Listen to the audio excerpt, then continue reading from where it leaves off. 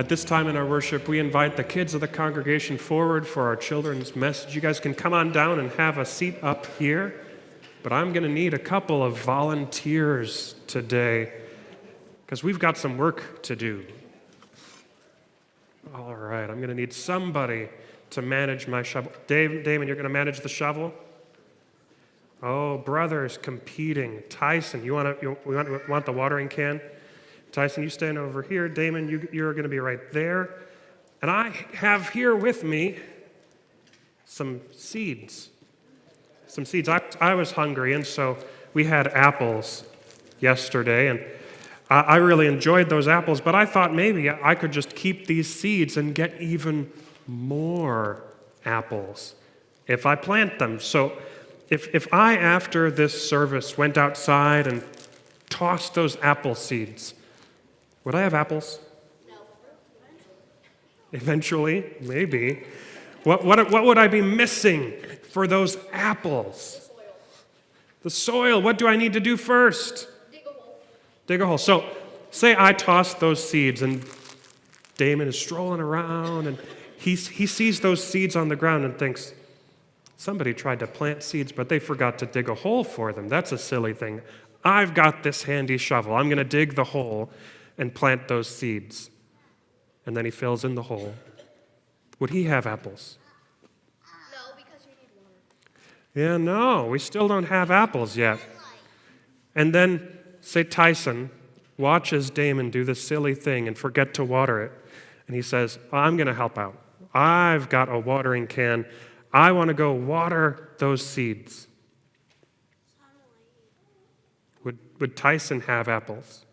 No. Let's say he waited a really long time and the weather was good. Would he have apples then? No. Probably. Those apple seeds would probably grow up to be a big and tall apple tree. But I have a problem. Who gets the apples? Who gets the apple? I mean, they were my seeds. Shouldn't I get the apple? They're my seeds. It was my apple that these seeds came from. Does Damon get the seeds? He dug the hole. He did the hard, back-breaking labor of digging the hole. Should he get the seed, the apples, when the tree grows big? Yep. He should get the apples? Okay. But Tyson looks very sad. Tyson did all of that work year after year as that tree grew bigger and bigger to water it. And you want to give the apples to Damon? Shouldn't Tyson get he did the most work. Well, this, if you'll give me my watering can and my shovel back, you guys can be seated. This is the problem that Paul asks today. Who deserves to claim the credit, the hard work, you might say the apples, when a seed is planted and cared for and watered?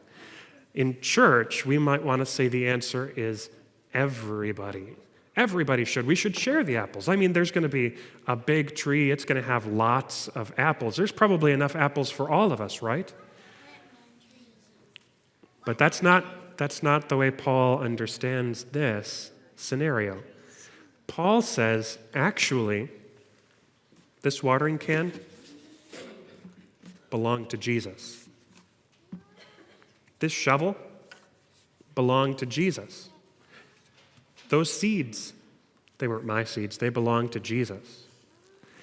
Jesus gave all of those things to us. And when we're working in the church, whether it's the pastor who's preaching or the musicians who are playing music or singing for us, or the secretaries or the congregation members or the ushers or anybody else, there's lots of people who do work in the church, right? Who gets the credit for all the work that's done here? Paul says it's Jesus. Jesus is the one who deserves the most credit for all of the work that's done in the church. So the pastor, though he works really hard, shouldn't brag. And the musicians, though they work really hard, shouldn't brag. And you guys, if you help in the church, shouldn't brag and boast. Look how great a job I did. No, Paul says in all things we should point to Jesus. But you know, the amazing thing about this story is though Jesus deserves all of the credit and all of the reward for all of our hard work, Jesus doesn't keep all of the reward for himself. Those apples might mostly be deserved by Tyson in our story. No, there's no real water. Those apples might mostly be deserved by Tyson in our story. And the reward might all be due to Jesus. But you know what he does with that reward? He gives the reward of the church's work to you. He gives it to us. Jesus gives us the forgiveness of sins and the everlasting life that he has done all of the work for. And so let's go to him in prayer now and thank Jesus for this great gift and the blessings that we receive through him. Dear God, thank you for the work Jesus did.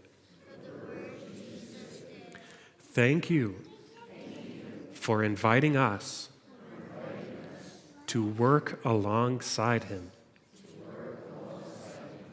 Help us to give him the glory and rejoice in all his gifts. Amen.